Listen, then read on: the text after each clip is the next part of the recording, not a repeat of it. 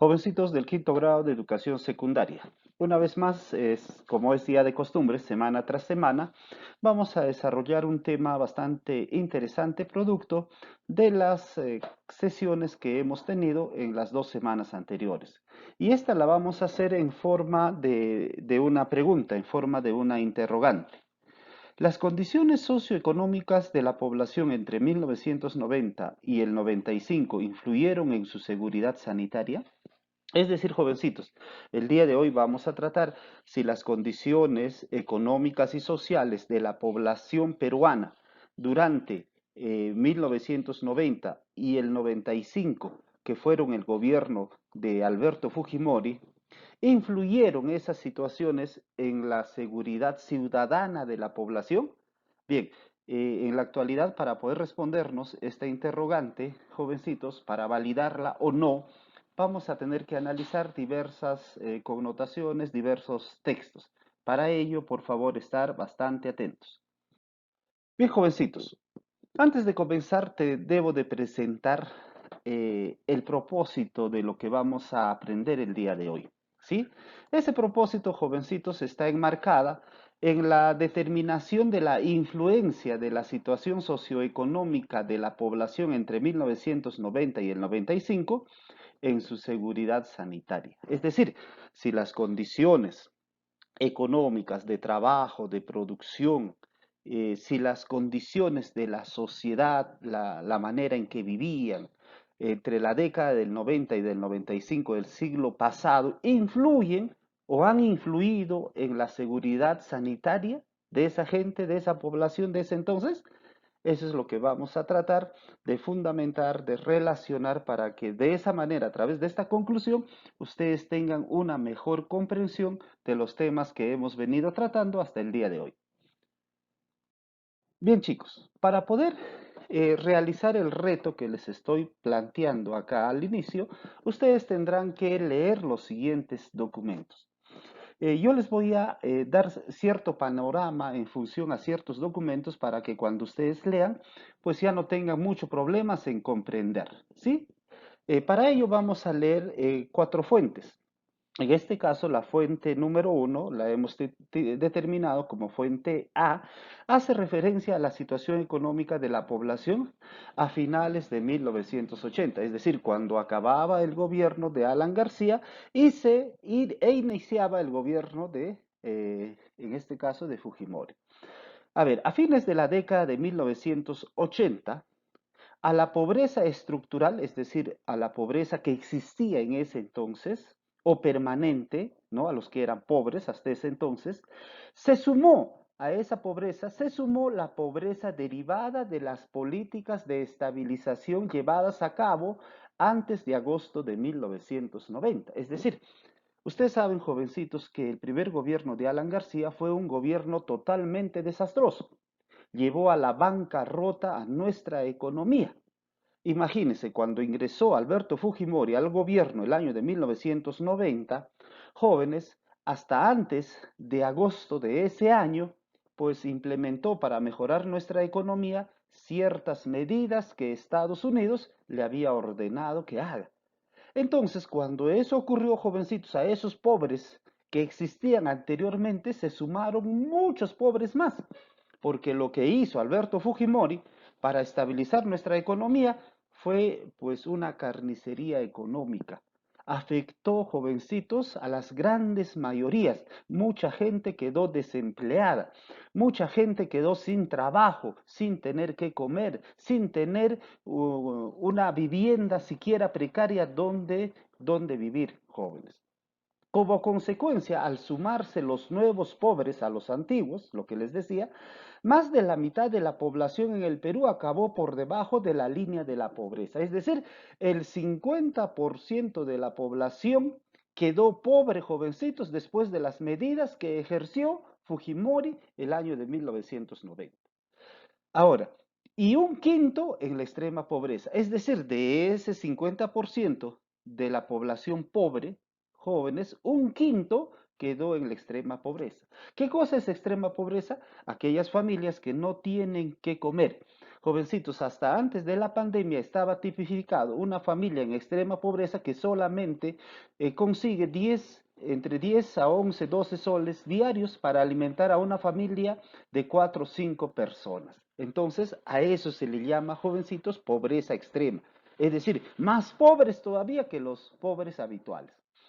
Ahora, no es solo que aumentó la pobreza, sino también que hubo un cambio sustancial en la proporción entre pobres y no pobres. Las causas del mayor empobrecimiento en el Perú de su persistencia son, es decir, ¿cuáles son las causas, de acuerdo a esta fuente, para la pobreza en el Perú desde esa época, incluso hasta el día de hoy? Vamos a enumerarlas acá. Primero, la política pública de elevación de precios a partir de septiembre de 1988. Es decir, jovencitos, para poder mejorar la economía que en ese entonces, desde el 85 hasta el 90, nos azotó, perdón, el gobierno tenía que de alguna manera estabilizar nuestra economía. Y para eso, ¿qué hicieron Alan García en su último periodo, en la última etapa de su gobierno? Y Alberto Fujimori, en la primera etapa de su gobierno, simplemente, jovencitos, elevaron los precios de las cosas. Es decir, por ejemplo, el día de hoy el pan costaba 10 intis, al día siguiente estaba costando 1000 intis. Al otro día, 10.000 intis. Al otro día, 1 millón de intis. Es decir, ¿con qué finalidad elevaban los precios de los productos? Con la finalidad, jovencitos, de que nuestro dinero vaya perdiendo su capacidad adquisitiva y así de esa manera equilibrarse con la producción que se daba dentro del Perú. Entonces, chicos, esa política implantada sobre todo por Alberto Fujimori hizo bastante daño a la población, que incluso desde esa época muchas personas que se volvieron pobres hasta el día de hoy no han salido todavía de la pobreza. El aspecto 2, la política salarial que impide que las remuneraciones se reajusten en proporción al aumento de los precios. Es decir, cuando hablamos de política salarial, hablamos de la política que establece, jovencitos, el nivel el nivel de cuánto gana un trabajador, ya sea que trabaje en una empresa pública, en una empresa privada, ya sea pues cuál sea la condición en la cual trabaje, que impide, dice, que las remuneraciones se reajusten en proporción al aumento de los precios. Es decir, en ese entonces los sueldos tenían que permanecer bajos. No, los gobiernos no permitían que esos sueldos aumentaran, así como aumentaban los precios de los productos en el mercado. ¿Por qué? Porque si aumentaban los precios de los salarios, jovencitos, nuestra economía no se iba a estabilizar. A las finales, ¿quiénes pagaron la crisis económica de todo esto? Nosotros, la población más vulnerable, la población que obviamente, gracias a esas medidas que Fujimori y Alan García en su última etapa de su gobierno, ejercieron para poder mejorar nuestra economía. El aspecto 3. La política fiscal de recorte del gasto público social corriente. ¿Eso qué significa? Que el gobierno dijo, a partir de ahora el Estado ya no va a invertir más dinero en gastos, ¿no?, a favor de la sociedad. Ya no había programas de lucha contra la pobreza, ya no había nada de esos programas, jovencitos, que de alguna manera a las personas pobres le generaba algo de comida, algo de economía para mejorar su situación económica día tras día, que traslada parte del costo de los servicios de educación y salud a las familias. Es decir, jovencitos, menos inversión para educación, menos inversión para salud. Y es más, a partir de ese entonces, jovencitos, la inversión en educación, por ejemplo, no ha pasado más del 3% del PBI, ¿no? La inversión en salud peor todavía. Motivo por el cual ahora, como no se ha invertido en salud y en educación desde ese entonces hasta el día de hoy, jovencitos, ante el ataque del coronavirus, los que llevan la parte más misericordia, la parte más grave, son los sectores populares, ¿no? Ahora ustedes entienden de dónde vienen estas cuestiones. El cuarto aspecto, la elevación de las tarifas por los servicios públicos y combustibles. Jovencitos, para estabilizar la economía, Fujimori pensaba que elevando la tarifa de luz, del agua, del petróleo, pues iba a estabilizar nuestra economía. Obviamente se estabilizó, ¿no?, al cabo de algunos años, pero ¿quién tuvo que pagar todo eso? Obviamente, ¿no? La gente más pobre. Y el quinto elemento, la elevación de los impuestos indirectos y de los aportes que se deducen de los salarios de los trabajadores. Es decir, para que el Estado tuviera más dinero y así pudiera estabilizar nuestra economía de ese entonces, elevó los impuestos indirectos. Es decir, ¿qué cosa es un impuesto indirecto? Cuando tú vas a una tienda a comprar un caramelo, obviamente vas a pagar 10 céntimos. De esos 10 céntimos, el 18% jovencitos va al Estado. Ese es un pago indirecto. Claro, tú no vas a la SUNAT a pagar ese impuesto por haber comprado un caramelo, sino que simplemente le pagas al dueño de la tienda y el dueño de la tienda al pagar a la empresa, jovencitos, está pagando el impuesto y la empresa tiene que pagar a la SUNAT, ¿no? De manera directa ese impuesto que nosotros estamos pagando de manera indirecta cuando vamos a la tienda. Y es más, de los aportes acá dice que se deducen de los salarios de los trabajadores. Es decir, los trabajadores jovencitos quienes laboraban 8 horas en ese entonces tenían que pagar un impuesto también para que de esa manera el Estado pudiera tener más dinero y así superáramos la crisis. Entonces, este análisis que hemos realizado en la fuente A, jovencitos, les va a ayudar a entender cómo era la situación económica de la población entre el año de 1990 y 95, jovencitos en el Perú. Ahora vayamos a ver, jóvenes, la fuente B, titulada Finales de 1980, un escenario de crisis, ¿no? Tú sabes que solamente el título ya nos quiere decir lo que va a manifestar seguramente el contenido. La inflación, es decir, la subida de los precios de los productos y la pobreza hicieron posible que la enfermedad del cólera se expandiera de forma rápida. Jovencitos, como si esto fuese poco, a finales de 1980 no solamente nos azotaba la crisis económica, sino también otra epidemia, el cólera. A finales de 1980, específicamente en el plano económico, el gobierno de García, en su primer gobierno, había terminado con una fuerte crisis financiera y la hiperinflación llegó a alcanzar el 3000% anual. Es decir, jovencitos, que nuestra economía estaba en crisis totalmente.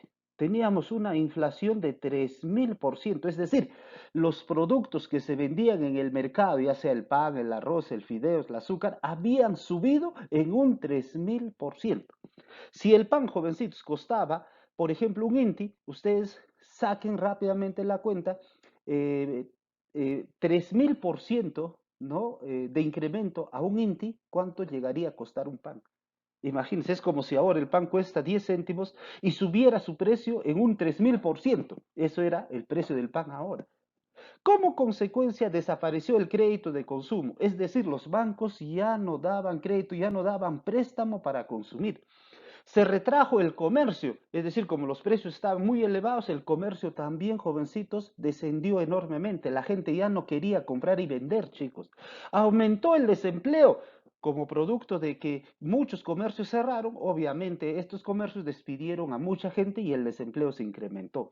Y se extendió la pobreza crítica, la pobreza extrema. Es decir, muchos pobres que para ese entonces, jovencitos, se mantenían dentro del rango de la pobreza, imagínense con esta crisis a qué nivel de pobreza llegaron. Esto nos dice Contreras y Cueto, ¿no? El año 2007, ¿no? En una de sus obras en la página 358.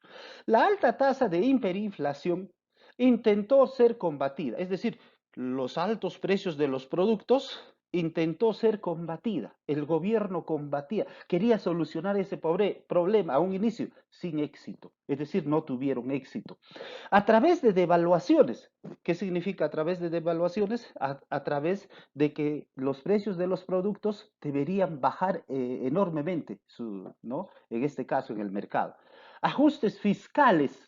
En otras palabras, el gobierno debía de regular los impuestos, jovencitos. Alza de precios, tenía que alzar los precios a algunos productos. Impuestos elevados, lo que decíamos en el anterior documento, que mucha gente tenía que pagar más impuestos y entre otras medidas más. Es decir, todas estas medidas, jovencitos, y, hicieron de alguna manera, ¿no? De que pues esa hiperinflación se combatiera o se pudiera controlar en todo caso. Al mismo tiempo, los servicios del Estado empezaron a colapsar. ¿no? ¿Qué significan los servicios del Estado, jovencitos? Muchas empresas que el Estado en ese entonces mantenía comenzaron a venirse abajo, jovencitos, ¿no?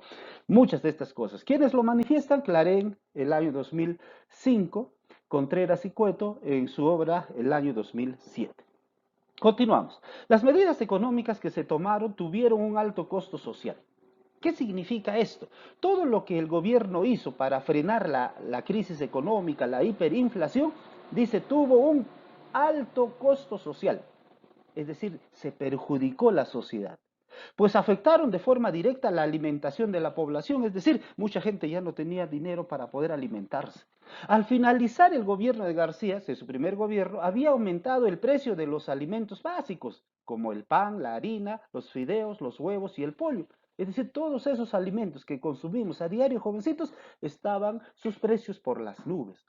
La situación era tan crítica que para muchas familias solo era posible comprar huesos, grasa de cerdo, cabezas, colas de pescado. Es decir, como ya no se podía comprar harina, fideos, huevos, jovencitos, porque costaban muchísimo, entonces en el mercado mucha gente para poder llevarse algo a la boca, jovencitos, comenzaron a comprar huesos, grasa de cerdo, cabezas y entre otras, porque sus precios estaban mucho más cómodos, jovencitos, y a través de ello, las familias pues que consumieran aquello no se iban a morir de hambre. Así era la situación que se dio, jovencitos, ¿no? A finales de 1980. Esta es en cuanto se refiere a la fuente B.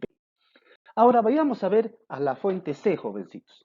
El título viene a ser niveles de ingreso como indicador para medir el grado de bienestar de la población entre 1985 y 1986.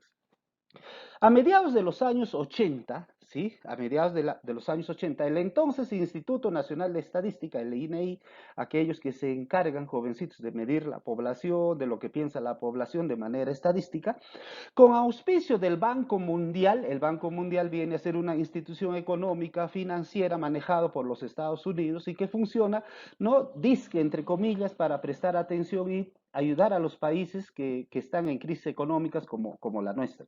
Realizó la encuesta nacional sobre niveles de vida, ¿no? Esta encuesta se llamó ENNIP 1985-1986. En esta encuesta dice, en este estudio se considera al nivel de ingreso como el principal indicador para medir el grado de bienestar de la población. Es decir, acá con este estudio, ¿qué es lo que se quería demostrar? Se quería demostrar, jovencitos, que el nivel de ingreso, es decir, cuánto gana, ¿no? Una familia diario, semanal o mensualmente, jovencitos, le ayudaba en otras palabras, a comprender cómo vivían las familias en ese entonces, ¿sí?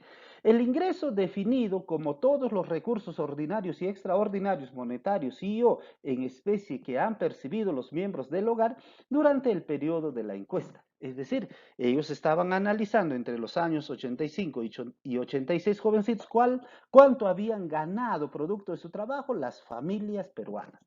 A continuación, jovencitos, se muestra el cuadro número 1, ¿no? Donde se da el ingreso promedio mensual por departamentos. Vayamos a ver, jovencitos, entre el 85 y el 86. Vayamos a ver primero los departamentos, ingreso promedio mensual por departamento. Por ejemplo, Apurímac, ¿no? En Intis, una familia en Apurímac en promedio ganaba 1.179 Intis. ¿Eso a cuánto equivalía? Equivalía a $71. Es decir, jovencitos, una familia en Apurímac ganaba en un mes 1.179 intis, a $71. Y si nosotros convertimos estos $71 a nuestra moneda actual en soles, jovencitos, estaríamos hablando, a ver, de 7 por 3, estamos hablando 7, 14, 21, algo de 210, 220 nuevos soles. Es decir, una familia en Apurímac vivía con 220 nuevos soles de ingreso mensual. ¿Eso qué significa? Que vivíamos en pobreza, vivíamos en extrema pobreza o vivíamos bien, ¿no? Vivíamos de la mejor manera. No creo, ¿verdad? Ante estas cifras, ustedes ya les he enseñado cómo lo pueden analizar. Vayámonos a centrar, jovencitos, en nuestro departamento, en Ancash. En Ancash, en promedio, mensualmente una familia percibía a 1.920 intis. ¿Eso qué significa? Que en dólares equivalía a $116. Fíjense acá. Entonces, si una familia en Ancash, jovencitos, percibía $116, ¿Eso qué significa? Que mensualmente esta familia vivía, pues, a ver, 116 por 3, más o menos, era alrededor de, a ver, 345, 360, entre 370 nuevos soles, ¿no? Mensualmente. Es decir, una familia que vivía con 370 soles mensuales, jovencitos, habría vivido bien. ¿Cómo habría vivido, jovencitos? Ustedes ya saquen sus propias conclusiones. Pero sin embargo, jovencitos, habían otros departamentos donde su nivel de ingreso por familia era más alta. Por ejemplo, acá vamos a ver entre Ucayali, Moquegua, Lima. Por ejemplo, en Lima una familia promedio tenía un ingreso de 4.464, es decir, en dólares alrededor de 269 dólares. ¿Eso qué significa, jovencitos? Que esa familia pues viviría con 700, 750 nuevos soles mensualmente. Sin embargo, jóvenes, si es que ustedes analizan, esta cantidad de dinero, de ingreso mensual era muy poco. Eso significaba pues de que las familias en ese entonces no la estarían pasando nada bien, ¿no? Nada bien. Ahora, a nivel nacional en promedio, jovencitos, las familias tenían un ingreso de 3.173, es decir, el promedio de todas las familias de todos los departamentos hacían 3.173 intis. Eso en dólares equivalía a 191 dólares. Entonces, una familia promedio vivía cerca a los 600 nuevos soles en ese entonces. Eso significa de que pues existía pues una pobreza tremenda dentro de nuestro país durante esas épocas de análisis. Ahora vayamos a ver, jovencitos, la fuente D, cuyo título viene a ser Saneamiento y Salud a inicios de la década de 1990. El pésimo estado de los sistemas de saneamiento, no solo en Lima, cuando hablamos de los sistemas de saneamiento, estamos hablando de agua, desagüe, luz, todo eso, no solo en Lima, sino también en el resto del país, fue crucial para la rápida difusión del cólera en el Perú. Es decir, muchas familias no tenían agua, no tenían desagüe, entonces encima el cólera te atacaba. Entonces, jovencitos, el cólera se propagó por todo el país de manera muy rápida. Debido a que la enfermedad se transmite a través del agua, resulta fundamental contar con una buena distribución de este recurso, así como en un adecuado tratamiento de los desechos. Es decir, jovencitos, ustedes saben que el agua que nosotros consumimos a diario tiene que estar muy bien tratado. Si es que no está muy bien tratado, entonces algunos virus, algunas bacterias dañinas, no podrían dañar la salud de quienes la consumimos. Lamentablemente, para eso entonces, pues estos servicios de saneamiento en el Perú, jovencitos, estaban deficientes, es decir, no funcionaban bien y muchos tenían, y los que tenían funcionaban deficientemente y muchos también, jovencitos, no tenían ni siquiera agua potable. Sin embargo, existían preocupantes cifras del alcance de estos servicios a nivel nacional. Miren, las cifras en cuanto se refiere a esta situación sanitaria, jovencitos, eran cifras alarmantes, nos dice el texto. Solo el 55.4% de viviendas en el país contaba con conexiones de agua y desagüe. Es decir, solamente la mitad de las familias a nivel nacional contaban con agua y desagüe. Es decir, un 45% de la población en el Perú no contaban con estos servicios. Y el 51.6% carecía de este último servicio, es decir, carecía de desagüe. Imagínate, si en una casa no hay desagüe, ¿dónde vas a hacer tus heces? Y esas heces, que por ejemplo lo hagas en el campo, como siempre, cae lluvia y esas lluvias van a arrastrar esas aguas a las sequías. Y si tú tomabas agua de las sequías, ya estabas contaminado. Entonces, jovencitos, eso fue un problema clarísimo desde ese entonces. Ello significaba que el 50% de la población evacuaba, miren, en condiciones antihigiénicas, es decir, hacía sus necesidades en condiciones antihigiénicas. En zonas rurales, el sistema de eliminación de los desechos consistía en letrinas sanitarias. En las zonas rurales habían letrinas, ¿no? Silos o en el entierro de las heces en un hoyo. Es decir, la situación sanitaria, jovencitos, era deplorable, ¿no? Para inicios de la década de 1990. Las condiciones sanitarias no eran las adecuadas para que una familia normal pudiera vivir sanamente. Ahora, con toda esta información que te he brindado, tú vas a tener que responder algunas de las preguntas que se te plantean. La primera pregunta, ¿en qué aspectos coinciden la fuente A y B? Hemos leído la fuente A y B, ¿verdad? Acá te pregunto, ¿en qué aspectos coinciden la fuente A y B respecto a la situación por la que atravesaba la población peruana a finales de 1980? ¿Había coincidencia entre lo que hemos analizado, la fuente A y la fuente B? A ver, ese análisis, jovencitos, esa coincidencia, si es que tú encuentras, la vas a tener que escribir acá. La segunda interrogante. Luego de leer el documento C, ¿se acuerdan? Acabamos de hacerlo. Y la tabla, hemos visto una tabla, ¿se acuerdan? De ingreso por familia. Identifica a tu región, incluso hemos identificado ahí a Ancash. Y responde, ¿qué relación habrá existido entre los niveles de ingreso de las familias de tu región y su bienestar? Imagínense, el nivel de ingreso de Ancash no era muy alto, chicos. ¿Eso cómo habría afectado, jovencitos, en la vida de las personas? Quiero que me expliques esa respuesta en estos recuadros. Ahora, sobre esto se da otra pregunta. ¿Por qué crees que hay tanta diferencia entre los niveles de ingreso entre las regiones del país? ¿Por qué en Lima había más ingreso y en otros departamentos como Ancash o en otros departamentos como La Selva habían menos ingresos, chicos? A ver, quiero que tú te imagines y me expliques también eso acá. ¿Está bien, jovencito? Bien. Ahora, sobre la base de lo anterior, jovencitos, completa el esquema respondiendo a la pregunta. Vas a completar el esquema, este esquema, miren, este esquema que te voy a presentar a continuación, pero respondiendo a esta pregunta. ¿En qué medida las condiciones socioeconómicas de la población influyeron en la seguridad sanitaria? Es decir, ¿en qué medida las condiciones económicas, que las vas a explicar acá, las condiciones sociales, que las vas a explicar acá, ¿sí? ¿En qué medida estas dos condiciones, jovencitos, influyeron en la seguridad sanitaria, es decir, en la salud de las personas, jovencitos de ese entonces?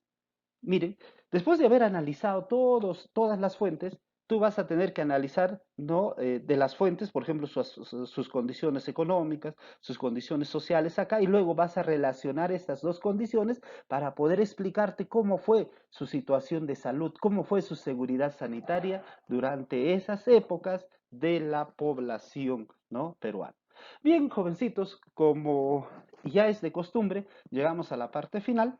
Esperemos pues de que luego de haber analizado toda esta información que les he brindado, chicos, estén en la capacidad, yo sé que sí, porque ustedes son jóvenes bastante inteligentes, me vayan a solucionar estos retos que acá les estoy planteando. Bueno, chicos, ya los estamos viendo conmigo y será hasta una próxima oportunidad. Cuídense.